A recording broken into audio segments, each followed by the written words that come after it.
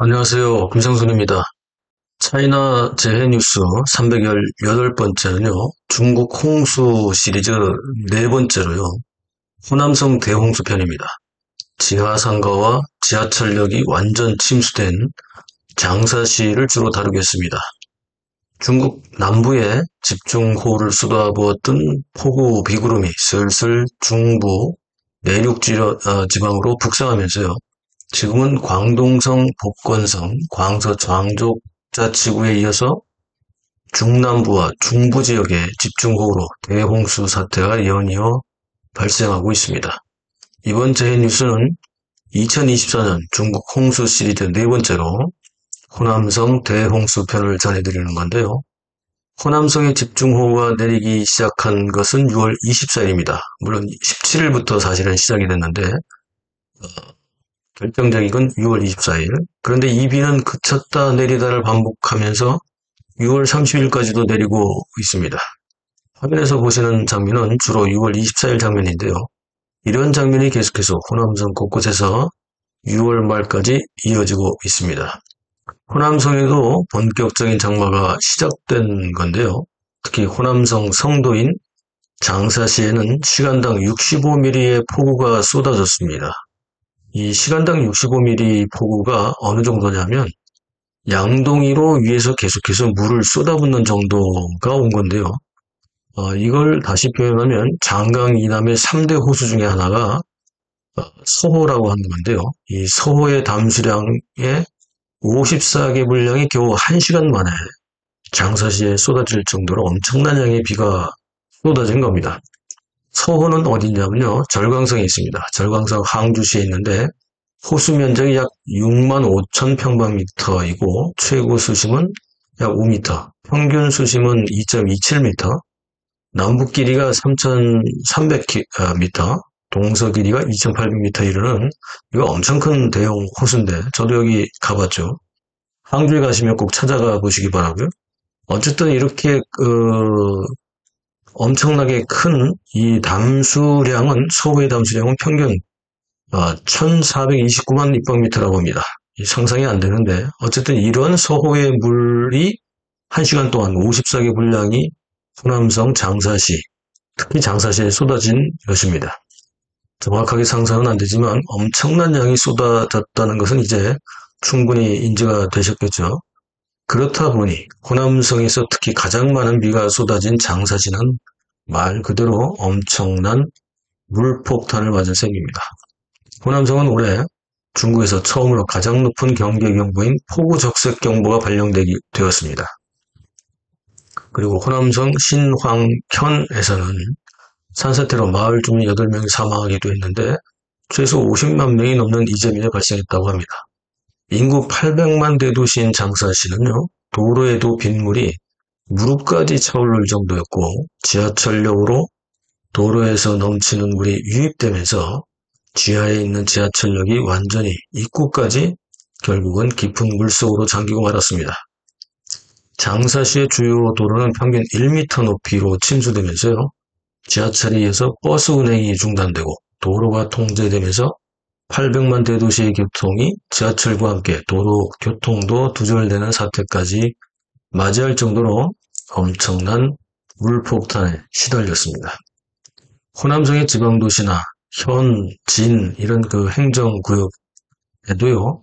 산에서부터 내려오는 산홍수에 마을 도로나 골목이 갑자기 하천으로 변했고 급물살에 많은 피해가 속출했지만 피해 집계조차 아직 되지 않고 있습니다. 현재 광동성, 복건성, 광서, 장족자치구 등의 남부지방에도 계속해서 피해가 속출하고 있는데요. 중부지방으로 북상한 비구름으로 중부의 호남성뿐만 아니고요. 그 옆에 있는 안위성, 절강성, 강서성, 호북성 등 이런 지역에서도 호남성과 마찬가지로 엄청난 폭우 피해를 입고 있습니다. 각 지역마다 호수와 저수지가 범람하고 강과 하천이 최고 위험수위에 도달하는 등의 위기 상황을 맞고 있고 지역별로 수많은 사람들이 긴급 대피를 할 정도라고 합니다. 중국의 중부 지역도 장마가 시작된 6월 17일 이후 6월 말까지 갈수록 강수량이 늘어나면서 말 그대로 전쟁처럼 수많은 이재민이 발생하고 있습니다.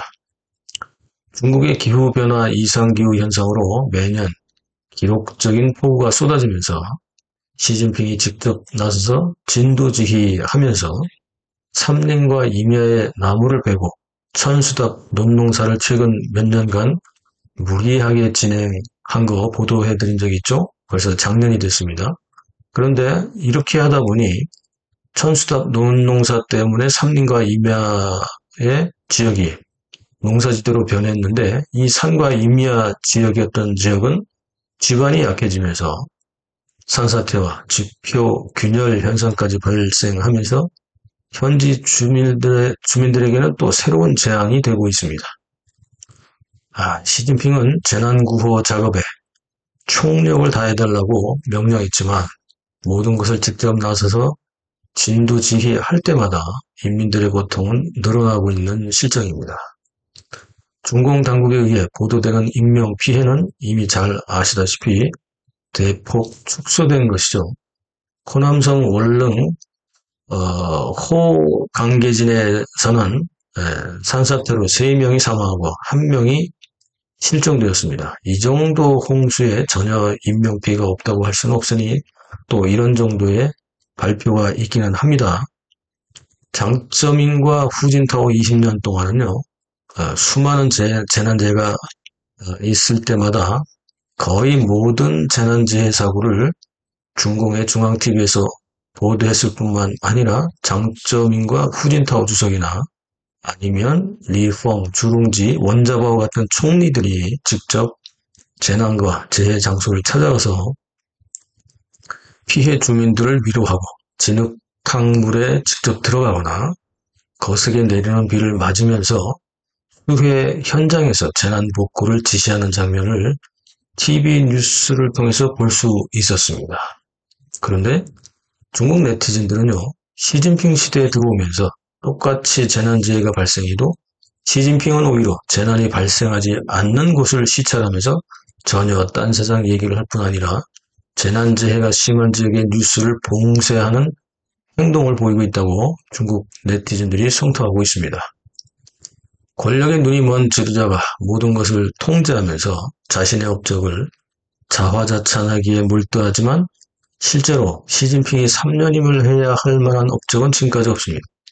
그렇다 보니 갈수록 어둡고 잘못된 부분은 감출 수밖에 없고 미래의 허황된 꿈 같은 계획만 미사역으로 포장할 수밖에 없죠.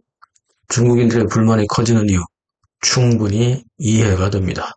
호남성의 홍수로 초등학생이 침수된 지역을 지나서 집으로 오고 있는 장면입니다. 다행히 무사히 귀가했지만 웅덩이나 맨홀이 있었다면 정말 아찔하죠. 한 남성이 플라스틱 의자를 발에 매달고 침수된 지역을 우산에 쓰며 지나갑니다만 역시 쓸데없는 아이디어로 웃음거리만 되었습니다. 호남성은 수중도시가 되어 보트로 이동하고 있을 정도입니다.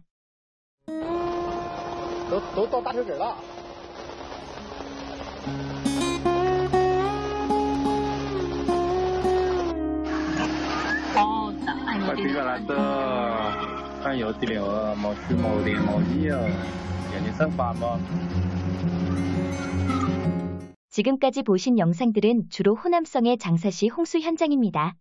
지금부터 보시는 영상은 호남성 악양시 평강현의 영상입니다. 7월 1일 평강현 하천이 결국 범람하여 마을이 침수되고 말았습니다. 1954년 이래 처음으로 평강현 하천이 범람하였고 평강현 대부분이 물속으로 침수되는 수중 마을이 되고 말았습니다. 얼마나 많은 집중호우가 호남성에 내렸는지 짐작이 가시죠? 호남성은 지난 6월 17일부터 시작된 장마폭우가 7월 1일까지 내리면서 이 지역의 대부분은 대홍수 침수 사태를 맞이하고 있습니다. 물론 매년 홍수 사태를 맞이하기는 하지만 올해처럼 이렇게 많은 비가 내리지도 않았고 이렇게 심각한 대홍수 사태까지는 경험하지 못했다고 합니다.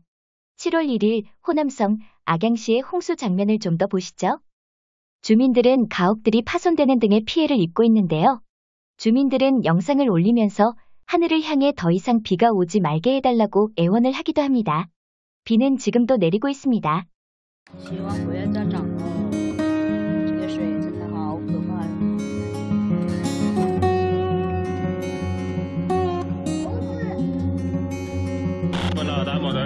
转的，你看转的，虚伪还要中六的呀，还要中六的多几个，那都来一个虚的，给他那个虚的还有六的，来在人那里滚了，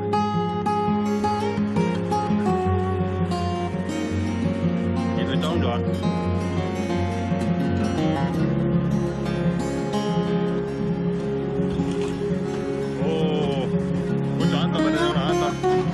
시진핑의 고집으로 최근 몇 년간 계속된 삼림과 임야의 나무 베고 농지 만들기 사업에 따라 산에 조성한 천수담 논농사는 이번에도 여지없이 집중호우에 완전히 망하고 말았습니다.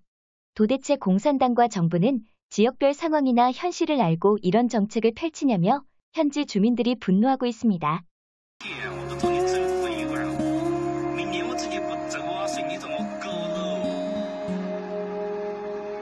차이나 재해뉴스 시청해주셔서 감사하고요.